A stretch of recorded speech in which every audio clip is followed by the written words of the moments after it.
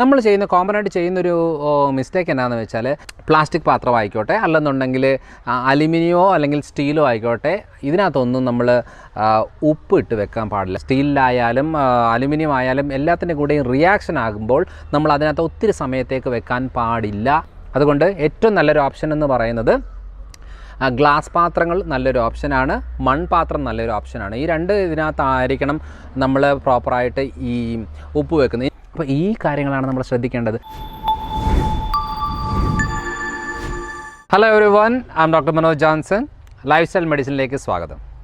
ഇന്ന് നമ്മൾ ഡിസ്കസ് ചെയ്യാൻ പോകുന്നത് നമ്മുടെ അടുക്കളയിൽ ഉപയോഗിക്കുന്ന പല രീതിയിലുള്ള കാര്യങ്ങളില്ലേ, പാത്രങ്ങളായിട്ടുണ്ട്, സാമ്പാർ പൊടികൾ, അതായത് മസാലപ്പൊടികൾ, അതേപോലെ എണ്ണകൾ, പയർ പരിപ്പ് വർഗ്ഗങ്ങൾ, പച്ചക്കറികൾ, അങ്ങനെ പല രീതിയിലുള്ള കാര്യമുണ്ട്. കാരണം അടുക്കളയെ കറക്റ്റായിട്ട് നമ്മൾ ഏത് രീതിയിൽ മാനേജ് ചെയ്യുന്നു എന്ന് അറിയുവാണെന്നുണ്ടെങ്കിൽ പിന്നെ അവർക്ക് ഈ രോഗങ്ങളെ പേടിക്കേണ്ട ആവശ്യം വരത്തില്ല. അല്ലെന്നുണ്ടെങ്കിൽ ചെറിയ ചെറിയ കാര്യങ്ങൾക്കൊക്കെ ആശുപത്രിയിൽ പോകേണ്ട ആവശ്യം വരത്തില്ല. പക്ഷേ ഭൂരിഭാഗം ആളുകൾക്കും ബേസിക് ആയിട്ടുള്ള ഈ അടുക്കള കൾച്ചറിനകത്ത് കുറച്ച് കാര്യങ്ങൾ, അതായത് അറിയാത്തത് കൊണ്ട് സംഭവിക്കുന്ന കുറച്ച് മിസ്റ്റേക്സ് ഉണ്ട്. അതിൽ ഞാൻ പല വീഡിയോകളിലും പറഞ്ഞിട്ടുണ്ട്. എന്തായാലും ഞാനൊന്ന് ഒരുമിച്ചാക്കിയിട്ട് അടുക്കളയിലെ എല്ലാ കാര്യങ്ങളും ഉൾപ്പെടുത്തിക്കൊണ്ട ഒരു വീഡിയോ ആണ് ഇന്ന് ഉദ്ദേശിക്കുന്നത്. അതായത് നമ്മളിപ്പോൾ ബേസിക്കായിട്ട് എടുത്ത് നോക്കിയാൽ പാത്രങ്ങളിൽ നമ്മൾ അലുമിനിയം ഉപയോഗിക്കാറുണ്ട്, സ്റ്റീൽ ഉപയോഗിക്കാറുണ്ട്, അതേപോലെ ടെഫ്ലോൺ റിലേറ്റഡ് ആയിട്ടുള്ള നമ്മുടെ നോൺ സ്റ്റിക്ക് പാത്രങ്ങൾ ഉപയോഗിക്കാറുണ്ട്, ഇരുമ്പ് പാത്രങ്ങൾ ഉപയോഗിക്കാറുണ്ട്, സെറാമിക് പാത്രങ്ങൾ ഉപയോഗിക്കാറുണ്ട്, ഗ്ലാസ് പാത്രങ്ങളുണ്ട്, പ്ലാസ്റ്റിക് പാത്രങ്ങളുണ്ട്, അങ്ങനെ പല രീതിയിലുള്ള പാത്രങ്ങളുണ്ട്. അപ്പോൾ ഈ പാത്രങ്ങളിൽ ഏത് പാത്രം എങ്ങനെ ഉപയോഗിക്കണം എന്നുള്ള ഒരു ഐഡിയയും കൂടെ ആവശ്യമാണ്. നമ്മൾ കോമൺ ആയിട്ട് ചെയ്യുന്നൊരു മിസ്റ്റേക്ക് എന്താണെന്ന് വെച്ചാൽ ക്വാളിറ്റി കുറഞ്ഞ ഈ പ്ലാസ്റ്റിക് പാത്രമായിക്കോട്ടെ അല്ലെന്നുണ്ടെങ്കിൽ അലുമിനിയമോ അല്ലെങ്കിൽ സ്റ്റീലോ ആയിക്കോട്ടെ ഇതിനകത്തൊന്നും നമ്മൾ ഉപ്പ് ഇട്ട് വെക്കാൻ പാടില്ല. കാരണം ഈ ഉപ്പ് എന്ന് പറയുന്നത് വളരെ വളരെ വളരെ ഹൈലി കെമിക്കൽ സാധനമാണ്. നമുക്കതൊരു ഉപ്പ് എന്ന് പറയുന്നൊരു ടേസ്റ്റ് തരുന്നു എന്നുള്ളതല്ലാതെ നമ്മളതുകൊണ്ട് ഉപ്പ് എന്ന് പറയുന്നതല്ലാതെ അത് സോഡിയം ക്ലോറൈഡാണ്. ഈ സോഡിയം ക്ലോറൈഡ് നമ്മൾ ഇരുമ്പ് പാത്രത്തിലായാലും സ്റ്റീലിലായാലും അലുമിനിയം ആയാലും എല്ലാത്തിൻ്റെ കൂടെയും റിയാക്ഷൻ ആകുമ്പോൾ നമ്മൾ അതിനകത്ത് ഒത്തിരി സമയത്തേക്ക് വെക്കാൻ പാടില്ല. അതൊരിക്കലും നല്ലതല്ല. കാരണം അതിൻ്റേതായിട്ടുള്ള പോയ്സണിങ് പിന്നെ നമ്മൾ ഓരോ ഭക്ഷണത്തിൽ നമ്മളിത് ഉപയോഗിക്കുന്നതുകൊണ്ട് അതിലൂടെ ഓട്ടോമാറ്റിക്കായിട്ട് നമ്മുടെ ശരീരത്തിൽ കയറും. അതുകൊണ്ട് ഏറ്റവും നല്ലൊരു ഓപ്ഷൻ എന്ന് പറയുന്നത് ഗ്ലാസ് പാത്രങ്ങൾ നല്ലൊരു ഓപ്ഷനാണ്, മൺപാത്രം നല്ലൊരു ഓപ്ഷനാണ്. ഈ രണ്ട് ഇതിനകത്തായിരിക്കണം നമ്മൾ പ്രോപ്പറായിട്ട് ഈ ഉപ്പ് വെക്കുന്നത്. ഇനി എന്താ ഹൈ ക്വാളിറ്റി പ്ലാസ്റ്റിക് ആണെങ്കിലും വലിയ കുഴപ്പം വരത്തില്ല. ഇത്രയാണ് നമ്മൾ ഉപ്പിൻ്റെ കാര്യത്തിൽ നോക്കേണ്ടത്. അതേപോലെ രണ്ടാമത്തെ കാര്യം എന്ന് പറയുന്നത് നമ്മളിപ്പോൾ പാചകം ചെയ്യുന്ന പാത്രങ്ങൾ, പാചകം എന്ന് ഉദ്ദേശിക്കുമ്പോൾ നമ്മൾ നോൺ സ്റ്റിക്ക് ഉപയോഗിക്കാറുണ്ട്. നോൺ സ്റ്റിക്ക് ഉപയോഗിക്കുന്നതുകൊണ്ട് യാതൊരു കുഴപ്പമില്ല. പക്ഷേ നോൺ സ്റ്റിക്ക് എന്ന് പറയുന്നത് നമ്മളിപ്പോൾ തന്നെ ഈ വീഡിയോ കണ്ടു കഴിഞ്ഞിട്ട് എടുത്ത് നോക്കണം. ആ നോൺ സ്റ്റിക്ക് പാത്രം ഒന്ന് എടുത്ത് നോക്കിയിട്ട് ഇതിൽ എന്തെങ്കിലും വിള്ളൽ വന്നിട്ടുണ്ടോ, വരകൾ വീണിട്ടുണ്ടോ, പൊളിഞ്ഞ് വന്നിട്ടുണ്ടോ എന്നുള്ളത് നോക്കിയാൽ മതി. ഉണ്ടെങ്കിൽ അത് അന്നേരം എടുത്ത് കളഞ്ഞോണം. കാരണം അത് നമ്മളിപ്പോൾ ഒരു 1000 രൂപ കൊടുത്തതാണ്, അതിന് മൊത്തം നമ്മൾ അതിൻ്റെ ബെനിഫിറ്റ് എടുക്കണം എന്ന് പറഞ്ഞ് ഉപയോഗിക്കാൻ പോയി കഴിഞ്ഞാൽ അത് പ്രശ്നമാണ്. അപ്പോൾ അതുകൊണ്ട് ഈ ടെഫ്ലോൺ എന്ന് പറയുന്നത് ശരീരത്തിനുള്ളിലേക്ക് കയറി കഴിഞ്ഞാൽ പുറത്ത് പോകത്തില്ല. ഏറ്റവും കൂടുതൽ ക്യാൻസറസ് ആയിട്ടുള്ള പ്രശ്നങ്ങൾ, സ്റ്റൊമക്ക് റിലേറ്റഡ്, ലിവർ റിലേറ്റഡ് ഡാമേജുകൾക്ക് ടെഫ്ലോൺ ആണ് ഏറ്റവും കൂടുതൽ കാരണം ഉണ്ടാകുന്നത്.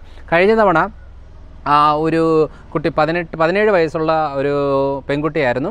അവർ കഴിഞ്ഞ ഒരു 5-8 കൊല്ലങ്ങളായിട്ട് ആ പെൺകുട്ടിയെ വിളിച്ചുകൊണ്ട് ഉള്ള ആശുപത്രികളിലെല്ലാം പോകുമായിരുന്നു. അപ്പോൾ ഇങ്ങനെ പോയി കഴിഞ്ഞാൽ എപ്പോഴും നോക്കിയാലും വയറുവേദനയാണ്. എന്നാൽ സ്കാനിങ്ങിൽ ഒരു കുഴപ്പമില്ല, അല്ലെങ്കിൽ ബ്ലഡ് ടെസ്റ്റിൽ കുഴപ്പമില്ല, യാതൊരു കുഴപ്പമില്ല.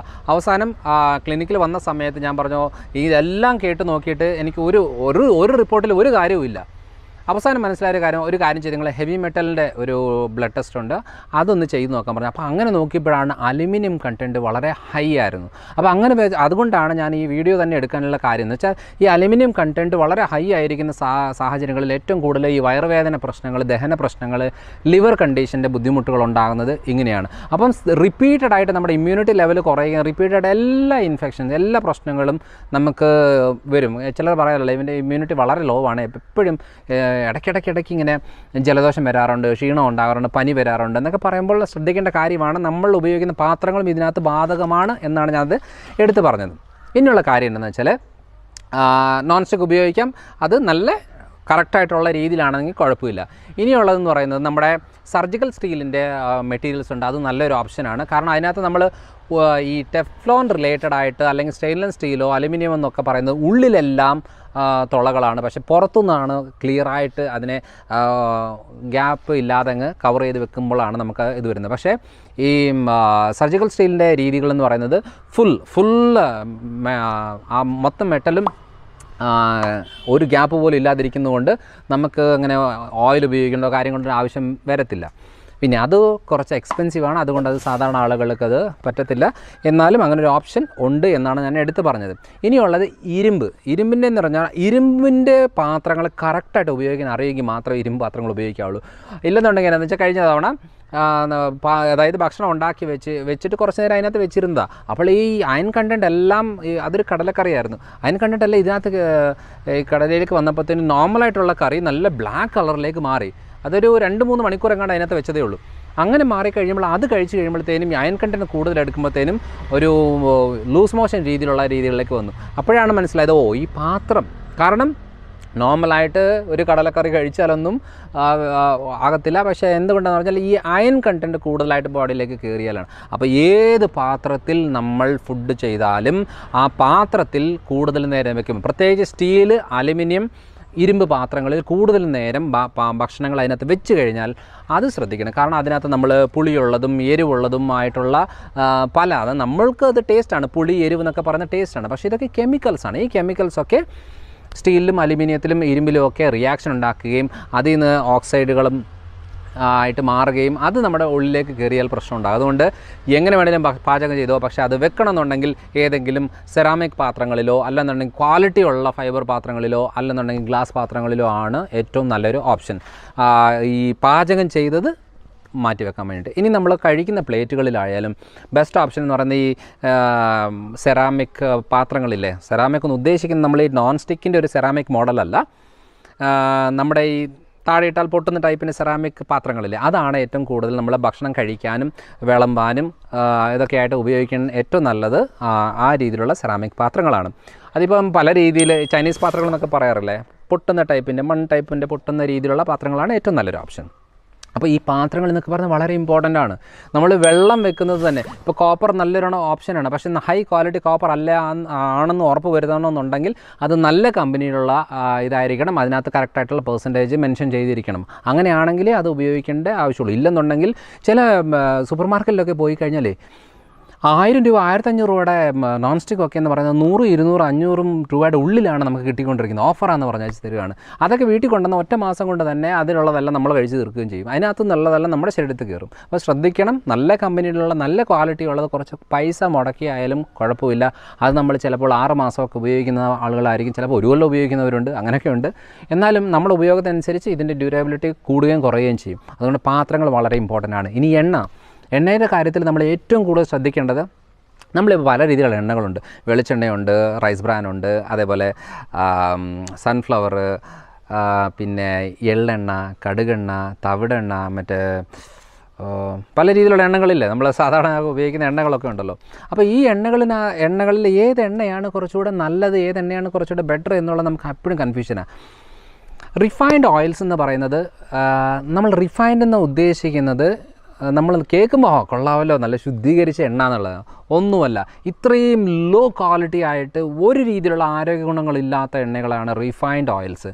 അതിൽ എന്താ പറയുക, ചെറിയ ഒരു സൺഫ്ലവർ ഓയിൽ 1 ലിറ്റർ കിട്ടണമെന്നുണ്ടെങ്കിൽ മിനിമം ഒരു 7 കിലോ എങ്കിലും സൺഫ്ലവർ സീഡ് വേണം. പക്ഷേ ഇത് എങ്ങനെയാണ് ഇത്രയും എണ്ണ വരുന്നത് നമ്മൾ ആലോചിക്കുന്നില്ല. തവിടെണ്ണ എങ്ങനെയാണ് ഇത്ര കിട്ടുന്നതെന്ന് ആലോചിക്കുന്നില്ല. കാരണം അതിനകത്ത് നമ്മളൊരു പെട്രോളിയം പ്രോഡക്റ്റ് ഹെക്സൈൻ അങ്ങോട്ട് ഇട്ടിട്ട് വേണം അതിൽ നിന്ന് എണ്ണ എടുക്കാൻ. അതിൻ്റെ കോട്ടൺ സീഡ് ഓയിലുകളും കാര്യങ്ങളും എല്ലാം മിക്സ് ചെയ്തെടുത്തിട്ടാണ് ഈ ഒരു ലോ ക്വാളിറ്റി ഇത് വരുന്നത്. കാരണം ഇപ്പം സൺഫ്ലവർ ഓയിലിനൊക്കെ എന്നാ വിലയുണ്ട്, ഒരു 70-80 രൂപയ്ക്കൊക്കെ 100 രൂപയുടെ ഉള്ളിലൊക്കെ സൺഫ്ലവർ ഓയിൽ കിട്ടും. അപ്പോൾ അങ്ങനെ നോക്കണ്ട. നമ്മൾ ഏറ്റവും നല്ല ഓപ്ഷൻ എന്ന് പറയുന്നത് വെർജിൻ കോക്കനട്ട് ഓയിലാണ്. അതേപോലെ നമ്മുടെ ആട്ടിയ വെളിച്ചെണ്ണ നല്ലൊരു ഓപ്ഷനാണ്. പിന്നെ ഇതൊക്കെ എന്താ പറയുക, എല്ലാവരും പേടിപ്പിക്കുകയാണ്, കൊളസ്ട്രോൾ ഉണ്ടാക്കുന്നു, ബ്ലോക്ക് ഉണ്ടാക്കുന്നൊക്കെ പറഞ്ഞ് വെച്ച്. പക്ഷേ അതല്ല, ഏറ്റവും കൂടുതൽ കൊളസ്ട്രോളിൻ്റെ അളവ് ഇപ്പോൾ കുറയുന്നുണ്ടെങ്കിൽ ഏറ്റവും കൂടുതൽ ക്യാൻസർ കൂടുന്നത് ഇപ്പോഴാണ്. കാരണം ഈ വെളിച്ചെണ്ണ മാറ്റിയിട്ട് ഇങ്ങോട്ട് മാറുമ്പോഴത്തേനും ഒത്തിരി പ്രശ്നങ്ങളെല്ലാം ഈ സൈഡിൽ നിന്ന് തുടങ്ങുകയാണ്. അതുകൊണ്ട് നല്ലൊരു ഓപ്ഷൻ എന്ന് പറയുന്നത് നമ്മൾ എണ്ണയിൽ വറുത്ത് കോരിയെടുക്കുന്നത് മാത്രമാണ് ഏതൊരു എണ്ണയുടെയും പ്രശ്നം. അപ്പം പാം ഓയിലൊക്കെയാണ് ഇപ്പം high boiling point, smoking point ഉള്ളത് കൊണ്ടാണ് പാം ഓയിലാണ് ഏറ്റവും കൂടുതൽ എണ്ണ വറക്കാനായിട്ട് ഉപയോഗിക്കുന്നത്. പക്ഷേ സാധനം പാം ഓയിൽ ആവണം എന്നുള്ളത് മാത്രമേ നിർബന്ധമുള്ളൂ. പാം ഓയിൽ നല്ലതാണ്, പക്ഷേ നമുക്ക് കിട്ടുന്നത് പാം ഓയിലാണോ എന്നുള്ളതാണ് നമ്മൾ ഏറ്റവും കൂടുതൽ അറിയേണ്ടത്. അതേപോലെ കാനോല ഓയിൽ, അതേപോലെ നമ്മുടെ ഒലിവ് ഓയിൽ ഏറ്റവും ബെസ്റ്റ് ഓപ്ഷനാണ്. പക്ഷേ ഈ ഒലിവ് ഓയിലൊന്നും നമ്മളുടെ ഇന്ത്യൻ കുക്കിങ്ങിന് അത്ര സൂട്ട് ആവത്തില്ല. കാരണം ഇതിങ്ങനെ ഹീറ്റ് ചെയ്ത് എടുക്കേണ്ട ഒരു കാര്യമല്ല. അത് അത്ര ഹീറ്റ് ചെയ്ത് ഉപയോഗിക്കുന്ന ഒരു എണ്ണയല്ല ഒലിവ് ഓയിൽ. അതുകൊണ്ട് ഒലിവ് ഓയിൽ നല്ലതാണ് ഒരു ഡ്രസ്സിങ്ങിന് എടുക്കാൻ, അതേപോലെ സാലഡുകൾക്ക്, അല്ലെന്നുണ്ടെങ്കിൽ ഏതെങ്കിലും ഫുഡ് ഐറ്റംസ് എടുത്തിട്ട് അതിൻ്റെ അവസാനം എടുത്ത് ഉപയോഗിക്കാൻ പറ്റുന്ന ഓയിലാണ് ഒലിവ് ഓയിൽ. അത് നല്ലൊരു കാര്യമാണ്. അപ്പോൾ ഈ കാര്യങ്ങളാണ് നമ്മൾ ശ്രദ്ധിക്കേണ്ടത്. പിന്നെ ഏറ്റവും നല്ലത് എന്ന് പറയുന്നത്, നമ്മൾ ഫാറ്റ് ആൻഡ് ഓയിൽസിൽ ഏറ്റവും നല്ലതെന്ന് പറയുന്നത് വെണ്ണയാണ്. വെണ്ണ, നെയ്യ്, ബട്ടർ, ആ ഓപ്ഷൻ ഇല്ല, അത് ഏറ്റവും നല്ലൊരു ഓപ്ഷനാണ്. പക്ഷേ നമ്മളെല്ലാവരും പേടിച്ച് ആ ഒരു മിൽക്ക് പ്രോഡക്റ്റിൻ്റെ ഐറ്റംസ് നമ്മൾ തൊടാറേ ഇല്ല. എത്ര പേരാണെന്നറിയാമോ വെണ്ണ കഴിച്ചോളാൻ പറയുമ്പോൾ അയ്യോ വെണ്ണ കൊളസ്ട്രോളാണ്, ബ്ലോക്ക് ഉണ്ടാവും എന്നൊക്കെ പറഞ്ഞിരിക്കുന്നുണ്ട്. ആരും ഇവിടുന്ന് ചോറും ഗോതമ്പും കപ്പയൊന്നും കുറയ്ക്കത്തില്ല. ഇവിടുന്ന് ഈ എണ്ണയുടെയും ഈ വെണ്ണ മാത്രം നോക്കിക്കൊണ്ട് പേടിച്ചുകൊണ്ടിരിക്കുന്നതാണ് ഭൂരിഭാഗം ആൾക്കാരും. അതുകൊണ്ട് അതല്ല, നമ്മൾ ബട്ടർ കോഫി എന്നൊക്കെ പറയുന്നത് നല്ലൊരു ഓപ്ഷനാണ്. നമ്മൾ ബട്ടർ യൂസ് ചെയ്തുകൊണ്ടുള്ള ഏതൊരു ഫുഡും നല്ല ന്യൂട്രീഷ്യസ് വാല്യൂ ഉള്ളതാണ്.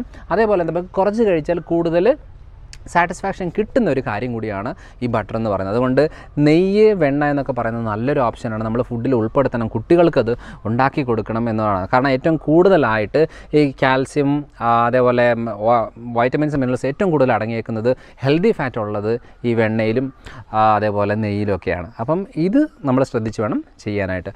ഇനിയും പഞ്ചസാരയുടെ ഉപയോഗം എത്ര കുറയ്ക്കുന്നോ അത്രയും നല്ലത്. പിന്നെ ഈ ചെറുപയർ, വൻപയർ, കടല, മുതിര, ഉഴുന്ന്, പരിപ്പ്, ഗ്രീൻ പീസ്, ഇതെന്ന് പറയുന്നത് ഹൈ റിച്ച് പ്രോട്ടീൻസാണ്. ഇത് കുട്ടികൾക്ക് ഏറ്റവും നല്ലൊരു കാര്യമാണ്. പക്ഷേ ക്രിയാറ്റിൻ ലെവൽ കൂടുതലുള്ള ആളുകൾക്ക്, അതേപോലെ യൂറിക് ആസിഡ് കൂടുതലുള്ള ആളുകൾ, കിഡ്നി സ്റ്റോൺ ഉള്ള ആളുകൾക്ക്, അതേപോലെ വെരിക്കോസ് അൾസർ, കാലിൻ്റെ വ്രണങ്ങളുള്ള കണ്ടീഷനുള്ള ആളുകൾക്ക്, പിന്നെ വയറ്റിൽ ബുദ്ധിമുട്ടുള്ള ആളുകൾക്ക് ഈ പയർ, പരിപ്പ് വർഗ്ഗങ്ങൾ ഏറ്റവും കൂടുതൽ പ്രശ്നം ഉണ്ടാക്കും. അതിനെ പ്രോപ്പറായിട്ട് ബ്ലഡ് ടെസ്റ്റ് ചെയ്ത് നോക്കിയിട്ട് വേണം കൂടുതൽ നമുക്ക് എടുക്കണോ വേണ്ടയോ എന്നുള്ളൊരു ഐഡിയ കിട്ടാൻ. അതുകൊണ്ട് ക്രിയാറ്റിൻ കുറയണോ, ഈ പയർ, പരിപ്പ് വർഗ്ഗങ്ങൾ കട്ട് ചെയ്തെങ്കിലേ പറ്റത്തുള്ളൂ, കുറച്ചിട്ട് കാര്യമില്ല.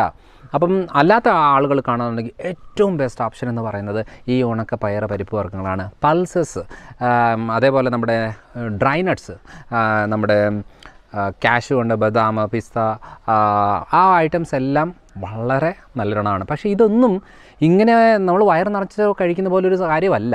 നമ്മൾ ചിലരൊക്കെ എന്ന് പറഞ്ഞാൽ ഇങ്ങനെ പാക്കറ്റ് കണക്കിന് വെച്ച് കഴിക്കുന്ന ആളുകളുണ്ട്. ഒരു ദിവസം ഒരു 5 എണ്ണം കാഷ്യൂ ഒക്കെ ആണെങ്കിൽ ഓക്കെ, ഹെൽത്തിയാണ്. ഒരു പിടി ഗ്രൗണ്ട് നട്ടാണെന്നുണ്ടെങ്കിൽ, ഗ്രൗണ്ട് നട്ടിന് നിലക്കടലയാണെന്നുണ്ടെങ്കിൽ ഏറ്റവും നല്ലൊരു കാര്യമാണ്. കാരണം അതിനകത്ത് നമ്മുടെ ഹാർട്ടിൻ്റെ ഹെൽത്തിനുള്ള ഹെൽത്തി ഫാറ്റുകൾ ഏറ്റവും കൂടുതലുള്ളത് ഗ്രൗണ്ട് നട്ട്സിലാണ്. പിന്നെ ഭക്ഷണം കഴിക്കുന്നതിന് മുമ്പ് ഒരു പിടി നിലക്കടല എടുക്കുകയാണെന്നുണ്ടെങ്കിൽ വെയിറ്റ് ലോസിന് നല്ലതാണ്. കാരണം അത് കുറച്ച് എടുക്കുമ്പോഴത്തേനും നമുക്ക് വയറെന്നറിയും. പിന്നെ നമ്മൾ നോർമൽ ഫുഡ് എടുക്കുമ്പോൾ അധികം കഴിക്കത്തില്ല. അപ്പോൾ ഇതൊക്കെയാണ് നമ്മൾ അടുക്കളയിൽ ശ്രദ്ധിക്കേണ്ട കാര്യങ്ങൾ. ഇനിയും ഈ ടെഫ്ലോൺ ആയാലും ഏത് പാത്രങ്ങളായാലും ഓരോ പാത്രങ്ങൾക്ക് ഉപയോഗിക്കേണ്ട രീതിയിലുള്ള സ്ക്രബ്ബറാണ് നമ്മൾ യൂസ് ചെയ്യേണ്ടത്. അതായത് നമ്മളിപ്പോൾ കണ്ടില്ലേ, ചിലയിടത്തൊക്കെ ഗ്രീൻ സ്ക്രബ്ബർ കാണാറുണ്ട്, ചിലയിടത്തൊക്കെ സ്പോഞ്ചിൻ്റെ കാണാറുണ്ട്, സ്പോഞ്ച് പ്ലസ് ഗ്രീൻ അല്ലെങ്കിൽ ബ്ലൂ കളറിൻ്റെ റഫ് കാണാറുണ്ട്, ചിലർക്ക് സ്റ്റീൽ കാണാറുണ്ട്. അങ്ങനെ പല ടൈപ്പിന് സ്ക്രബ്ബേഴ്സ് ഉണ്ട്. ചില പ്ലാസ്റ്റിക് സ്ക്രബ്ബേഴ്സ് ഉണ്ട്. ഓരോ പാത്രങ്ങൾക്ക് ഓരോന്നുണ്ട്. ഇപ്പോൾ ടെഫ്ലോണായിട്ടുള്ള നോൺ സ്റ്റിക്കിലൊന്നും ഒരു കാരണവശാലും നമ്മുടെ സ്പോഞ്ചിൽ വേണം തന്നെയാണത് കഴുകാനായിട്ട്. അല്ലാതെ നമ്മൾ ഈ സ്റ്റീലിലോ പ്ലാസ്റ്റിക്കിലോ ആയിട്ട് കഴുകി കഴിഞ്ഞാൽ അതിൻ്റെ ഡാമേജ് ഉണ്ടാകുകയും അത് വീണ്ടും പ്രശ്നം ഉണ്ടാകും. ഇനി നമ്മൾ ഉപയോഗിക്കുന്ന കത്തി വളരെ വളരെ വളരെ ഇമ്പോർട്ടൻ്റ് ആണ്. നമ്മൾ ഹൈ ക്വാളിറ്റി നല്ല വില കൊടുത്തിട്ട് കത്തി ഉപയോഗിക്കുന്നതാണ് നല്ലത്. കാരണം ചില കത്തികളൊക്കെ കാണാറില്ലേ, ഈ കത്തി ഉപയോഗിച്ച് അതിങ്ങനെ കത്തി ഇങ്ങനെ തേഞ്ഞ് പോകും. ഈ തേഞ്ഞ കത്തികളൊക്കെ അതിൻ്റെ ഇരുമ്പൊക്കെ നമ്മളാണ് കഴിക്കുന്നത്. അപ്പോൾ അതുകൊണ്ട് നല്ല ക്വാളിറ്റി കത്തികളാണ് നമ്മൾ എടുക്കേണ്ടത്. വെച്ച ഉടനെ ഇങ്ങനെ തുരുമ്പ് പിടിച്ചിട്ട് ആ തുരുമ്പ് പിടിച്ചത് തന്നെ ആദ്യം നന്നായിട്ട് കഴുകാതെ നമ്മൾ ഉപയോഗിച്ച് ഈ തുരുമ്പൊക്കെയാണ് നമ്മൾ കഴിച്ചുകൊണ്ടിരിക്കുന്നത്. പല രീതിയിലുള്ള ആരോഗ്യ പ്രശ്നങ്ങൾക്ക് മെയിൻ കാരണം എന്ന് പറയുന്നത് ഈ നമ്മൾ അടുക്കളയിൽ വൃത്തി, അടുക്കളയിലെ വൃത്തി, അതേപോലെ ഭക്ഷണം ഉണ്ടാക്കുന്ന രീതികൾ, പാത്രങ്ങളുടെ രീതികൾ, പാത്രം ചെയ്ത് വെക്കുന്ന പാത്രങ്ങൾ, ഓരോ കണ്ടെയ്നേഴ്സ്, ഇതെല്ലാം വളരെ വളരെ ഇമ്പോർട്ടൻ്റ് ആണ്. അതുകൊണ്ട് അടുക്കള എന്ന് പറയുന്നത് എല്ലാ വീടുകളിലും ഉള്ള ഒരു കാര്യമാണ്, എല്ലാവർക്കും ആവശ്യമുള്ളൊരു കാര്യമാണ്. അതുകൊണ്ട് ഈ വീഡിയോ നിങ്ങൾക്ക് ഉപയോഗപ്രദമായിട്ട് തോന്നുവാണെന്നുണ്ടെങ്കിൽ കൂടുതൽ ആളുകളിലേക്ക് എത്തിക്കുക. ഒത്തിരി ആളുകൾക്ക് അത് ഉപയോഗപ്പെടട്ടെ. കാരണം ഐഡിയ ഇല്ല, ഇതിനെക്കുറിച്ച് അങ്ങനെ കൂടുതൽ ഡിസ്കഷൻ വരുന്നില്ല. നമ്മൾ മെയിൻ കാര്യങ്ങൾ നോക്കിക്കൊണ്ടിരിക്കും, പക്ഷേ നമ്മൾ ശ്രദ്ധിക്കാതെ പോകുന്ന ഒത്തിരിയേറെ കാര്യങ്ങൾ നമ്മൾ അറിയാതെ ചെയ്യുന്ന കാര്യങ്ങളാണ്. അതുകൊണ്ട് ഈ ഒരു കാര്യങ്ങൾ, അടുക്കളയിലെ കുറിച്ചുള്ള ഫുൾ കാര്യങ്ങൾ ഞാനിന്ന് ഉൾപ്പെടുത്തിക്കൊണ്ടുള്ള വീഡിയോ ആണിത്. ഇതിൻ്റെ നിങ്ങൾക്ക് ഒത്തിരിയേറെ സംശയങ്ങൾ കാണാം. പക്ഷേ എന്നാലും നിങ്ങൾ ഏതൊക്കെ കാര്യങ്ങളാണ് ശ്രദ്ധിക്കുന്നത്, ഇതൊക്കെ ഞങ്ങൾ ശ്രദ്ധിച്ചിട്ടുണ്ടോ, അല്ലെങ്കിൽ ശ്രദ്ധിച്ചതിന് ശേഷം വന്നിട്ട് മാറ്റങ്ങൾ എന്തെങ്കിലും ഉണ്ടെന്നുണ്ടെങ്കിൽ അത് കമൻ്റായിട്ട് ഇടുക. കാരണം ഒത്തിരി കാര്യങ്ങൾ എനിക്ക് റിപ്ലൈ തരാൻ പറ്റത്തില്ല, എന്തായാലും നമ്മളിത് വായിച്ച് കേൾക്കാറുണ്ട്. നമ്മൾ ചെയ്യുന്ന കാര്യങ്ങൾ എവിടെയെങ്കിലും ഉപയോഗപ്പെടുന്നുണ്ടോ, ആർക്കെങ്കിലും ചെയ്യുന്നുണ്ടോ. കാരണം ഒത്തിരി ആളുകൾ അവരവരുടെ ബെനിഫിറ്റ്സ് പറയാറുണ്ട്. ഡോക്ടർ ഇത് പറഞ്ഞതിന് ശേഷം ഞങ്ങൾ ഇത് ചെയ്ത് നോക്കിയിട്ട് നല്ല മാറ്റം വന്നു എന്നൊക്കെ പറയാറുണ്ട്. അങ്ങനത്തെ കാര്യങ്ങൾ എന്തെങ്കിലും ഉണ്ടെങ്കിൽ നിങ്ങൾ കമൻ്റായിട്ട് ഇടുക. അപ്പം ഈ ഒരു കാര്യം കൂടുതൽ ആളുകളിലേക്ക് എത്തിക്കുക. അപ്പോൾ അടുത്ത തവണ അടുത്തൊരു വീഡിയോ ആയിട്ട് വരാം.